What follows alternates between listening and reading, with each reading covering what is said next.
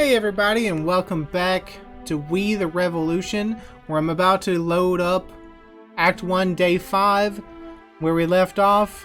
And I just want to point out that our reputation is 1, the revolutionaries hate us, and the common folk hate us. So this may be a bad time for us.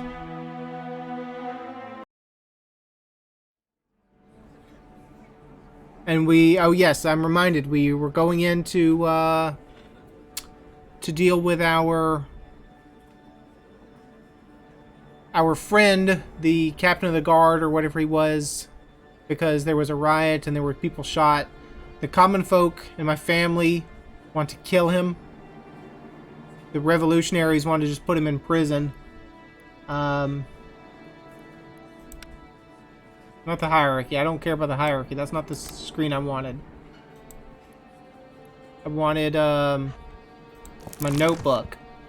Yeah, the revolutionaries, I need them to like me a little more, because they are dangerously close to just killing me off. So, I think we're gonna try to settle for prison. Let's read this. Let's read the evidence here. In the dock sits Matthew Burrell, the former commander-in-chief of the National Guard. The defendant stands accused of causing the death of 34 people who took part in a demonstration against monarchic authority. Around 3 p.m., 2 spontaneous groups of protesters stumbled upon each other in one of the streets leading to the Palace Vendôme. I don't know how to pronounce the O with the caret over it, so we're just going to make it up as we go. A quarrel broke out between the supporters and opponents of Citizen Capet. I don't know what that means. Is that a person? Is that a law? With both sides engaging in a heated argument. None of the involved parties managed to gain the upper hand, and they quickly resorted to name-calling and public threats. Soon after, a National Guard detachment led by the defendant arrived on the scene. According to the eyewitness testimony of Blaise Fawcett, Commander-in-Chief Matthew Burrell stood himself between the two groups alone and attempted to talk sense into them. He was quickly shouted down by the protesters. A few of them vocally accused the Commander-in-Chief of violating their freedom of speech. Well, so far it doesn't sound so bad. A rock flew over Burrell's head. He then walked up to the regiment that, until this point, it stood away from the crowds. The Commander-in-Chief ordered them to load their muskets and aim at the protesters. He shouted to the mob that they should leave, which the people of France, of course, ignored. Then, as Fawcett testified, another rock barely missed his head. This time it managed to hit one of the soldiers in the chest, leaving him breathless for a moment. Burrell ordered the troops to fire. Bullets reached 34 people in total on both sides of the protest. During his arrest, Burrell tried to explain that he had the tribunal's opinion, which stated he could use force if needed. He tried to defend himself with similar opinions from the convention. Prosecutor Tinville did not care for such explanations, and his fiery speech convinced deputies to dismiss him. Now he's trying to convince the judge to impose an additional punishment. So we did tell you could do that. So that is on us. But one guy getting hit in the chest with a rock, is that equivalent of shooting 34 people? Sounds like you might have used excess force. I'm just saying. I was up. You know, I wanted to back you up. I really do want to back you up, sir, but let's ask the questions. Or unlock the questions, that is. There's one trap, and we have 3 tries to reveal 9 whole questions. We have accusation, extenuating circumstances, course of events, offender's personality, and defense. His defense is the tribunal's opinion. There you go. Protesters is the course of events. Apparently that was a trap. Dang it. Commander-in-Chief's dismissal, causing death. Causing death is the accusation. There you go. A crowd's fervor. The Commander-in-Chief's recklessness is an accusation. There you go. Order to load muskets, that's a course of event that happened. Injured soldier, that happened. Oh, that didn't happen? That's his defense. There you go. But it did happen. It was the course of events, too. Freedom of speech. Commander-in-Chief's recklessness. That's the offender's personality. The crowd's fervor. His extenuating circumstances. There you go. Commander-in-Chief's dismissal. That's the course of the event. There you go. And then finally, freedom of speech is the accusation. There you go. All questions unlocked. Boom. All right, let's ask you the question, sir, and try to get you towards jail. The defendant may introduce himself. We all know who this villain is. Quiet, sir. You're not here to be part of the court. You're just here to supervise and spectate. Matthew Burrell, Commander-in-Chief of the National Guard and, former Commander-in-Chief. Shut up already. Let us proceed directly to the testimony. Yes, let us. Is the condemned aware of the severity of the charges? You understand that 34 citizens were killed. Summon the witness. Does the accused not think that the order to load muskets? Were you given a reason for your dismissal? Why did the citizens stand between the fighting groups? What words did you use when addressing the crowd? How was one of your soldiers injured? Do you see yourself as a reckless commander, or during your arrest you said that you were given official documents issued by us?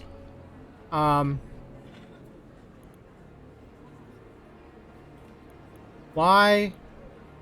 How was one of your soldiers injured? There you go. Let's ask you that. Or why did the citizens... Why did you stand between the two fighting groups? I know for a fact that you can decrease tensions with reason and mediation of a third party. I was not involved with either of the groups. Wait, do you mean to say you are not a supporter of the revolution? During these events, I was a soldier and an officer first and foremost. I could not allow myself the comfort of having political views. Why? The security of the people was the most important thing. Citizens from surrounding houses first, protesters second. Since we are far beyond these events, I take this lack of clear answer as evidence of your support of the monarchy. I have always remained loyal to France and her people. Can we not see what how the jury is swayed? The jury's not revealed its verdict yet. I gotcha. How was one of your soldiers injured? He was hit in the chest with a rock. He fell and for a moment could not catch his breath. Did you try to calm the crowd after the incident? Prosecutor, you must be joking. Why do you say that? They wanted blood. Their own or ours. It did not matter. They just wanted it spilled. And you gave them what they wanted? I had good reason and a document in my hand. I was also responsible for the lives of my subordinates. You chose to take people's lives? Did that document come from God?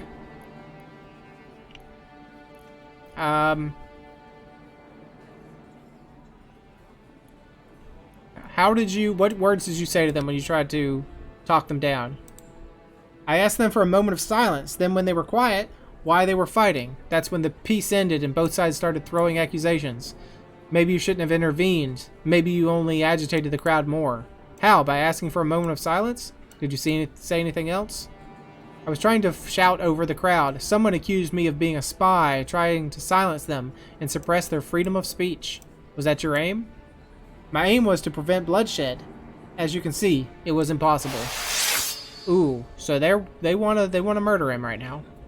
So we need to start asking these questions about to lead them down the other path. Let's check the. Can I check the report?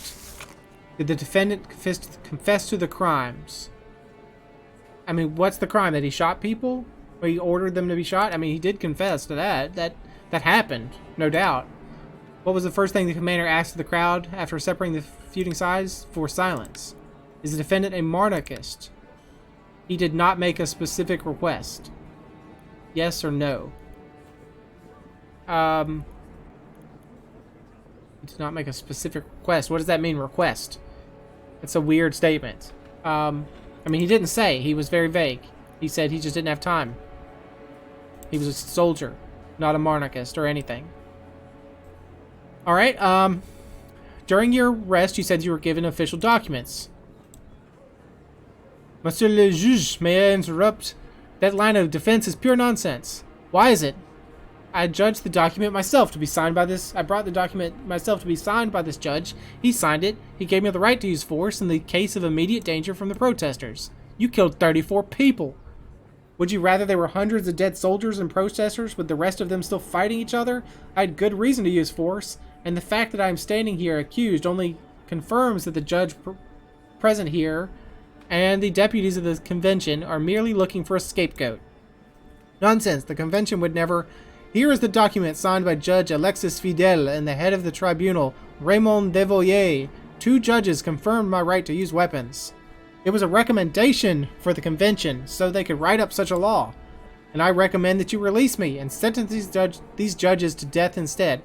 Excuse me? You want to turn this around on me, Matthew? No, thank you. He's right, you know.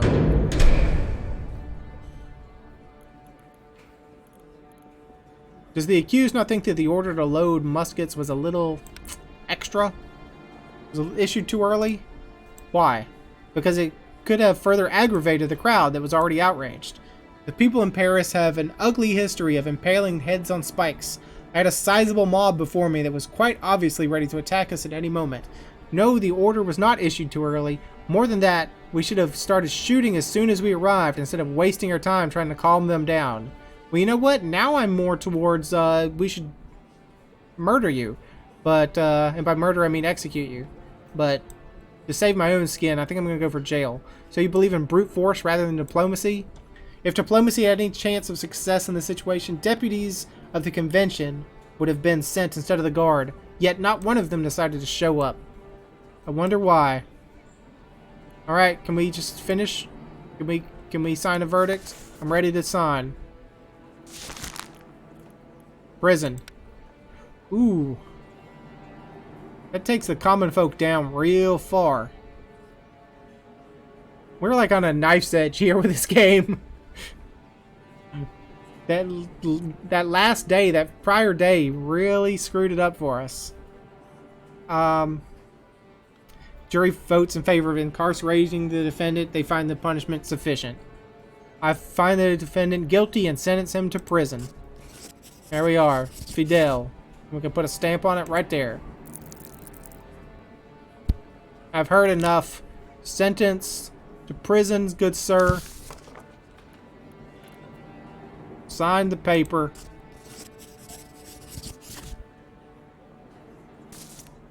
I hereby sentence Matthew Burrell to prison. May the convict ponder his actions. He murdered so many, and what? That's it? The lives of 34 people mean less to you than that of a former commander-in-chief? Achievement unlocked, blood on your hands. So he did not confess to the crime. Well, I mean, he did confess to shooting them. The question was whether that's a crime or not. I dispute this.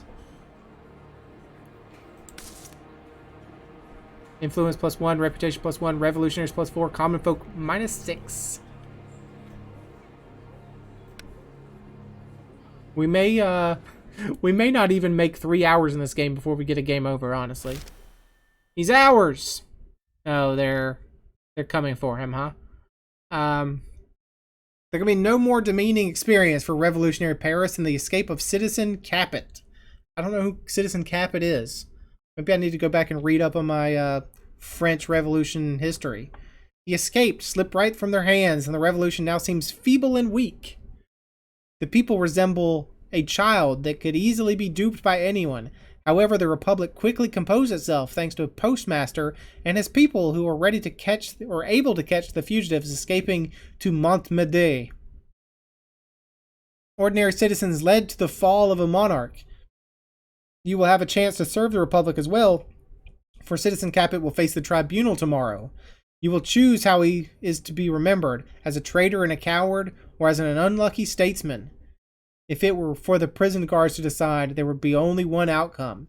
Well, unfortunately for him, I think the only outcome he's going to get is whatever the common folk want to hear, because we need their approval. So this game has become less of, can we do the right thing? And it is really more of, can we just save our own bacon? Allow the guards to rough up Citizen Capet in prison, or leave him alone until the trial. Leave him alone. We do not rough up prisoners.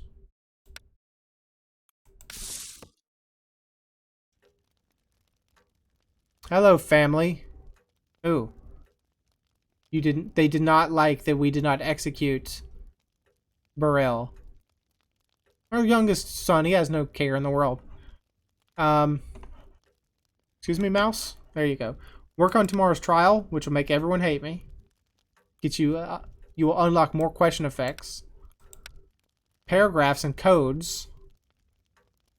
We increase these two. Demonstration, we increase just him, or the sons. Even in gambling, these two. Or an evening stroll, these three. Well, I think we have to do that. And we could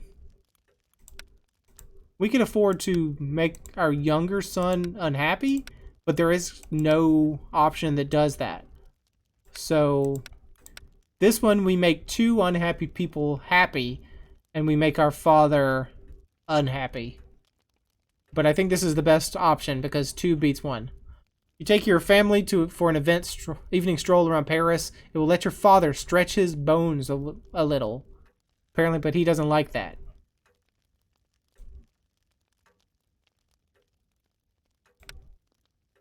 Down, almost a hatred. Up. Up. Really far up. And then he does something to them. I don't really understand that interaction, but whatever.